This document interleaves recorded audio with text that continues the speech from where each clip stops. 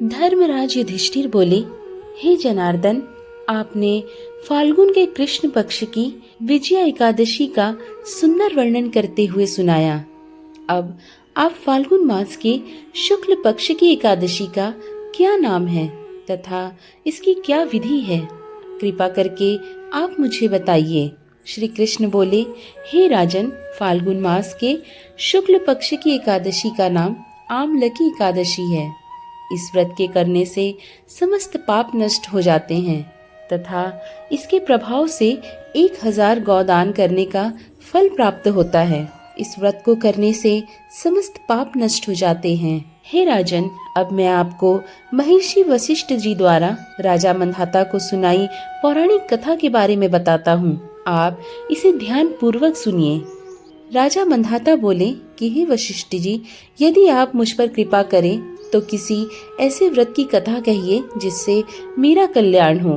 महर्षि वशिष्ठ बोले कि हे राजन, सब व्रतों से उत्तम और अंत में मोक्ष देने वाली आमलकी एकादशी के व्रत का वर्णन मैं तुमसे करता हूँ। यह एकादशी फाल्गुन माह के शुक्ल पक्ष में होती है। किसी समय एक वैदिश नाम का नगर था जिसमें ब्राह्मण, क्षत्रिय, वैश्य और शूद्र चारों वर्ण आनंद सहित रहते थे।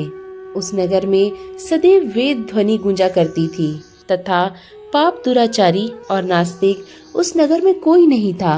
उस नगर में चैत्रथ नाम का चंद्रवंशी राजा राज्य करता था। वह अत्यंत विद्वान और धर्मी था। उस नगर में कोई भी व्यक्ति दरिद्र व कंजूस नहीं था। सभी नगरवासी विष्णु भक्त थे और अबला, वृद्ध, स्त्री, पुरुष एकादशी का व्रत किया करते थे। एक समय फाल्गुन मास के शुक्ल पक्ष की आमलकी एकादशी आई। उस दिन राजा, प्रजा और बाल वृद्ध सबने हर्ष पूर्वक व्रत किया। राजा अपनी प्रजा के साथ मंदिर में जाकर पूर्ण कुंभ स्थापित करके धूप, दीप, नैवेद्य, पंचरत्न आदि से धात्री और आंवले का पूजन करने लगे और इस प्रकार स्तुति करने लगे, हे धात्री, तुम ब्रह्म स्वरूप हो, तुम ब्रह्मा जी द्वारा उत्पन्न हुए हो और समस्त पापों का नाश करने वाले हो। तुमको नमस्कार है। अब तुम मेरा अर्घ्य स्वीकार करो। तुम श्री रामचंद्र जी द्वारा सम्मानित हो। मैं आपकी प्रार्थना करता हूँ, अतः आप मेरे समस्त पापों का नाश करो। उस मंदिर में सबने रात्रि का जागरण किया। रात के समय वहाँ एक बहेलिया आया जो अत्यंत पापी और दुराचारी था। वह अपने कुटुंब का पालन जीव हत्या करके करता था। भूख और प्यास से अत्यंत व्याकुल वह बहेलिया इस जागरण को देखने के लिए मंदिर के एक कोने में बैठ गया और विष्णु भगवान तथा एकादशी महात्म्य की कथा सुनने लगा। इस प्रकार अन्य मनुष्यों की भांति उसने भी सारी रात जागकर बिता दी। प्रातः काल होते ही सब लोग अपने घर को चले गए तो बहेलिया भी अपने घर को चला। घर जाकर उसने भोजन किया। कुछ समय बीतने के पश्चात उस बहेलिये की मृत्यु हो गई, मगर आमलकी एकादशी के व्रत तथा जागरण से उसने राजा विदुरथ के घर जन्म लिया। उसका नाम वसुरथ रखा गया। युवा होने पर वह चतुरंगी सेना के सहित तथा धन धान्य से युक्त होकर 10,000 ग्रामों का पालन करने लगा। वह तेज में सूर्य के समान, कांति में चंद्रमा के समान, वीरता में भगवान विष्णु के समान और क्षमा में पृथ्वी के समान था। वह अत्यंत धार्मिक, सत्यवादी, कर्मवीर और विष्णु भक्त था। वह प्रजा का समान भाव से पालन करता था। दान देना उसका नित्य कर्तव्य था।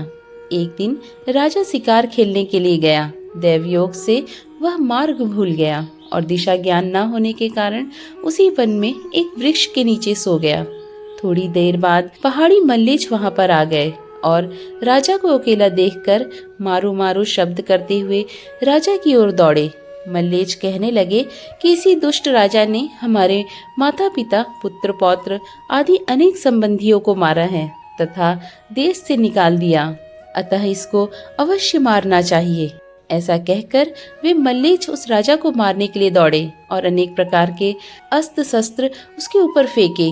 वे सब शस्त्र राजा के शरीर पर गिरते ही नष्ट हो जाते और उनका वार पुष्प की समान के भांति होता।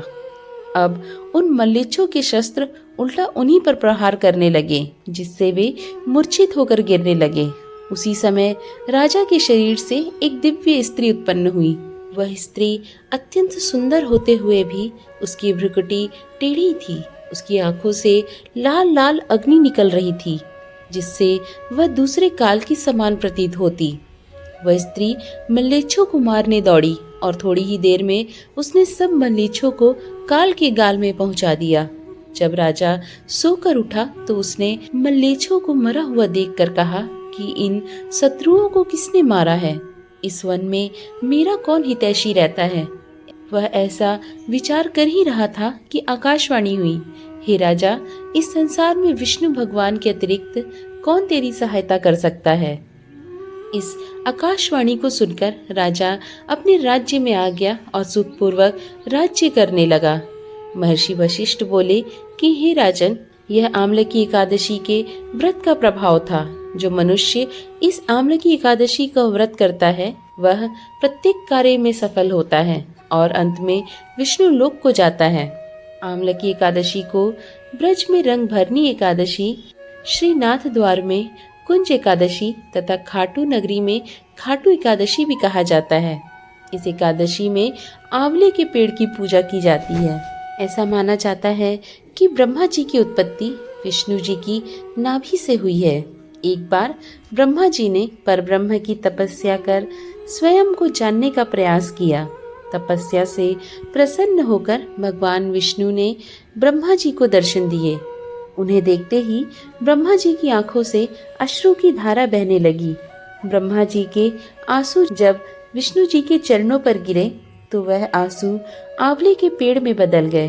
तब विष्णु जी ने कहा कि आज से यह वृक्ष और इसके फल मुझे बेहद प्रिय होंगे और जो भी भक्त आम्लकी एकादशी के दिन इस वृक्ष की पूजा करेगा या मुझ पर आंवला चढ़ाएगा वो मोक्ष का अधिकारी होगा। दोस्तों, ये थी कथा आम्लकी एकादशी की। आशा करती हूँ आज की ये कथा आपको ज़रूर रोचक लगी होगी। कथा अच्छी लगी हो तो हमें नीचे बने कमेंट बॉक्स में बताना बिल्कुल भी ना भूलें। हम मिलेंगे यूं ही रसमयी कथाओं के साथ। तब तक के लिए जय जय श्री राधे।